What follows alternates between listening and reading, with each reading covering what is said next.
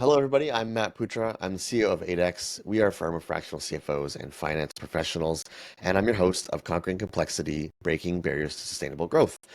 Today, I'm joined by Lara Smith. She is a thriving entrepreneur based out of Calgary, Alberta. When health issues erupted within her close-knit circle, Lara looked throughout North America and Europe for a sleepwear brand with beautiful styles, fabrics, and function. She found several moisture-wicking brands, but they were using 100% polyester and chemicals also in the finishing process. The urge to find a better solution occurred as Lara watched her sister battle breast cancer and the uncomfortable long-term side effects associated with those treatments. And so, Lara launched Lusome Sleepwear, a brand that has been recognized by Forbes, People, and Glamour, just to name a few. She was also a finalist in the Canadian EY Entrepreneur of the Year Award in 2018 and is the co-founder of social impact brand and mental health platform SheWorth, and she's also the podcast host of The Sweaty Pillow. Welcome, Lara. Welcome to Conquering Complexity, Breaking Barriers to Sustainable Growth, a podcast from 8X. If you're a CEO of a rapidly growing e-commerce and B2B CPG company, you're feeling the pressure of staying on top of increasing amounts of complexity. Our fractional CFOs help you regain control, streamline operations, and set the stage for sustainable growth. On this podcast, CEO Matt Putra and his guests share their insight on how to manage the complexity of running a rapidly growing consumer products company. Hello, Matt. How are you? I'm awesome. I'm so glad to have you on here. We've worked together for 3 years, maybe more than that 3-year now. anniversary. I think possibly today we should be celebrating. Oh, well, we should. I'm going to send you some wine. That's awesome. Well, of course, we're talking about complexity and growth, and through the years we've worked through lots of stuff. And yeah, I just have, the first question I have is about, of course, finance, but like, what has been, like, how has financial management evolved for you through the time you've been in business? Because you've also been in bigger businesses too, right? Right. So from starting your own, how has things evolved in a way that has been helpful, or what's been the biggest challenge with managing finances? Well, we live and breathe this every day in a small business, which is cash flow management.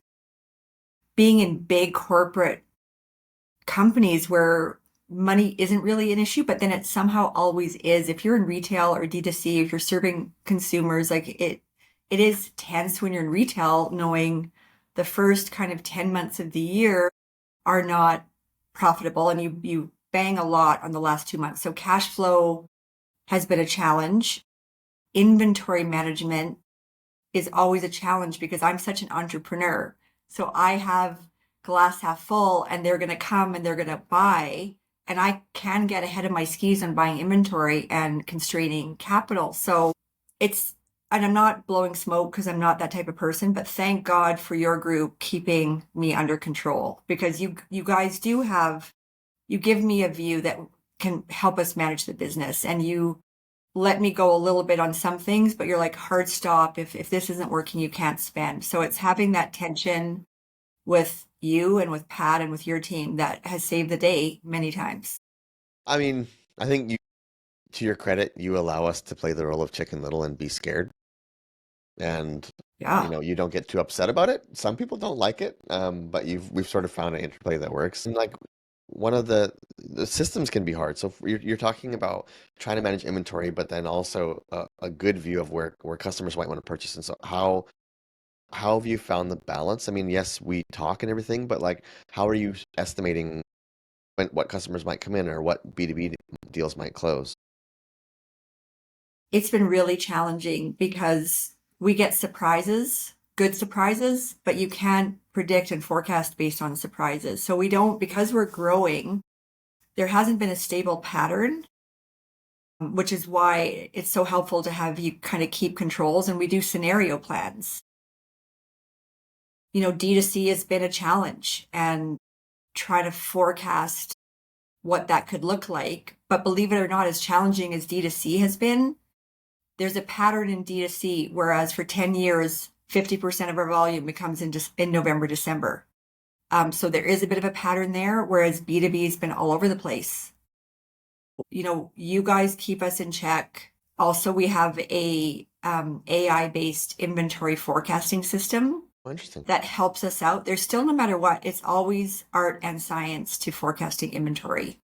Well, I think you're pretty awesome at the art. Can you like, I mean, I don't know that we keep under control. We help you model scenarios, but you're also still coming to us with a range of scenarios as well. Like we're coming up with them together maybe sometimes, but how how have you built the muscle on the scenarios? Because typically when we talk, you're going, I think we're going to do such and such, and I don't know. How have you built that?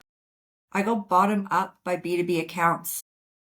And we have now a bit of a formula in a test pilot. And if that does well, this is what the sales could be 6 months down the road. So I've applied a little bit of that, but it is no secret. You have to go bottom up by product category, by month, by channel, and do scenarios. It is like torture, and it's very manual. And I know there's more sophisticated systems that bigger companies could use, but that's been my old school way of finding ranges that revenue could be.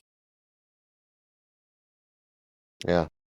And I mean, for people that might listen, like I would say, like Lara has mentioned, it's been hard to figure it all out, but you've done a really wonderful job of managing cash while waiting to find the thing that's working. And I think we're Mm, beginning to find those now, but I don't think most people would have survived or been as healthy really. as no, I mean not in my like not the same way.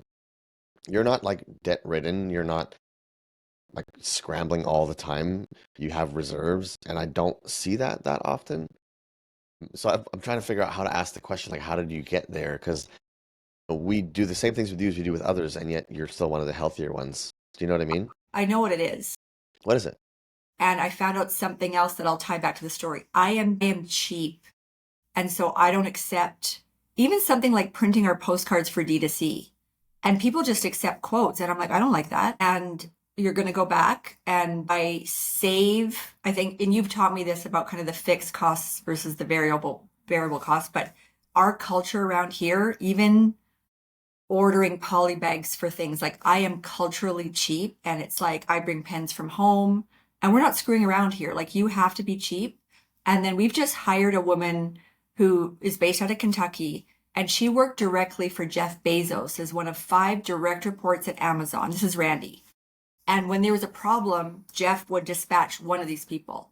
She shared with us his founding principles for the executive team and the culture. And it is be cheap. You're going to get multiple costs. And I don't care how big we get and how rich we get. If you operate from that mentality as when people bring to you that they want to make an expense and it's a lunch at Centera down the street and it works out to be $38 a person, I'm like, screw that. We can get a nice lunch for 15. I challenge everyone and I make them crazy. But that's the secret. That is really cool. Where did that come from? Maybe my age. Not that I was born and raised in depression, but I have a very frugal mentality. But there were tough times when I was at Mark's where we couldn't actually do color photocopies. The president cracked down. We were losing money. And it's like color photocopies are 35 cents. Black and white is 5. You greedy little pigs out there making all these color copies, just stop it right now. So when that gets in you in management meetings and you have to justify your P&L, you learn to operate differently because it makes a difference. And Mark's Work Warehouse is $1 Mark's. billion company. Yeah, and you guys had to stop making color photocopies. That's intense. Nobody's that cheap, but like that. I mean, to your credit, I mean, maybe that's the fucking secret. I don't know. I have like literally like not that many people are as healthy as you are in that same growth path. Like you've been grinding, trying to figure it out. I think we're getting there, but most people are debt ridden and scrambling at this point. Interesting. That is so cool. Okay, what if someone's not cheap? How would they get there? Because I think this is something that people could learn. You know what I mean? Maybe they can. I don't know. I'd How like to would they learn it. become cheap or how would they get? Yeah, were you always like that, or did it come to you from working at Marks, or how did you build the muscle? And I don't know, like how do you think somebody could, if they spend too much now, how could they be cheaper? What do you think? You have to throw everything out on its head and start from scratch. And it is your money, by the way, as a founder. But Shane tells me stories of some of the companies that they've worked with that are like drunken sailors with money and Mm-hmm. they're making no money. There's Mm-hmm. zero revenue and they're Mm-hmm. just like they've got investors. Jesus, I like it's so foundational to what we do. I don't even know. You have to, whatever budget you think is okay, you have to challenge every expense. As yourself as a CEO, People see me take 2 connecting flights to get to the Dallas trade show because I'm going to save us $300. Because if you're not making payroll, if you're like, by the end of next year, I know we have to turn a profit, and that's in me. And every month when I face investors that I took their money and I'm not being responsible, like the guilt would kill me. I don't know. It's a value. It has to be value based as a leader and in your operation. Interesting. Yeah, because I mean, we work with, lots of people, and there's one recently that got a new warehouse, even though their one wasn't totally full, but they just wanted more space, and it was 7 grand more a month or something like that. And I'm like, well, that's, you have to bring in 45 grand more a month revenue just to cover that one thing, and that's break even on it. But I mean, again, to your credit, you let me have those conversations with you. You don't fight about it. Like, we've had people fire us because they don't like hearing that too much. Yeah, yeah. Well, this happened a while ago where someone was struggling and they had like 4 weeks of cash left. They said, "Hey, can you help?" We're like, "Yeah, we can help. Let's get in." So we jumped in. We're like, "Okay, cool. Your brother isn't very good at his job. Let him go. Your mom actually isn't helpful. Let her go. Can this office stop this? Cancel that club membership." And they're like, "No, no, no, no, no, no, no. What else?" We're like, "Okay, well, cut this, cut this, cut this, cut this." And they're like, "Let's not cut any of that stuff. Let's just get more revenue." And I'm like, "Well, you can try." It didn't work. But anyway, they fired us. And I mean, and they're doing fine now, but it was a very tough time period. Yeah, very I interesting. think another value has to be if you're hiring smart people, let them Hmm. do their jobs. I mean, you and I went at it a bit about the rent on our little office here, remember? Like that was like, and I was like, Of oh course. shit, maybe we don't do it. No, like, why would we have you guys if we're not gonna like listen? Mm, super cool. All right. Well, I want to ask you a bit about data. As you know, like data from all sources, from all sides, and you try to make heads or tails out of it. What do you guys do to figure out what the data is telling you? Again, it's a bit of art and science. There's so much data coming at us. We have a group now that is so consumer insight focused, and like we're building out who our kind of main aspirational customer and all of her habits. So they're telling us that. I feel personally consumer data is the most important to understand who she is so we can go find 8 million more like her, and that's what you always tell us. So we have that hard data that's coming from Meta and Google. We also do consumer surveys every 3 to 4 months. What do you like? What do you hate? What do you need for Lusome, the company for products, as well as the sweaty pillow community? What education do you need? So I've been used to involving the consumer deeply in my process as an executive for 20 years. I used to have focus groups of customers before we went into production with product. Try these on. And they catch so much stuff. Involving your end consumer or a representative of what your consumers should act like or behave like, all the way upstream in your process, that informs decisions. The data in Shopify are our AI forecasting tool. You have to synthesize a lot of inputs and realize which ones are the most important. But I keep going back to what the consumer is telling us, which isn't as sexy as data, but it kind of is. A minute ago, you said, "What does she like?" And you talked about her. What do you mean? So we have a loyal customer for years that's been buying from us.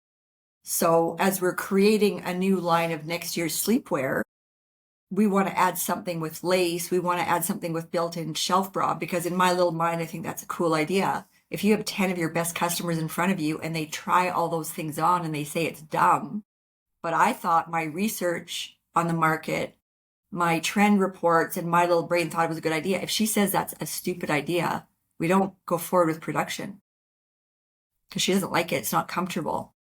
Is she a specific person? She is a representative of consumers because we're so specific. Our customers between 45 and 55 are best customers over time. She's probably between a size medium and large. She's got slightly higher disposable income. So she fits a profile, but you can kind of get patterns when you're in front of 10 women on what they like, what they don't.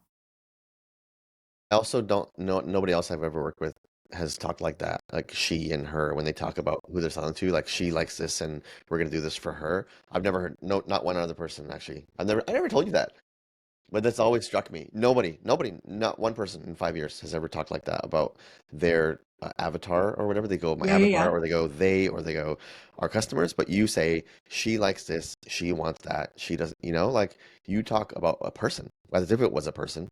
I wonder if that's part of your secret We as well. wake up in service of her Yeah, every day. yeah. And I will tell you the secret sauce from at Mark's Work Warehouse when taking women's business from nothing to 250 million was focusing on her and what she likes. That's the absolute formula for success. How did you probably at Mark's, you might have even had more women that you were surveying, but Oh then yeah, how yeah. did you get from all that data to her? Like, was there a process, or do you just like, is that something that's within you, or Well, it's really easy now because we've got our best customers on Shopify that are already invested in us. And that was the same at Mark's. I called store managers and said, and these are small markets, right? Store managers know who's coming in the store. Hey, Jean, can you come to Calgary to do a focus group? Because she's in the store all the time. She's like, that's the ugliest sweater assortment I've ever seen. I want to know Jean, and she's coming to Calgary to do a focus group. So it's a bit grassrootsy at times, but not now. We know exactly who our best customers are. amazing? It's so cool.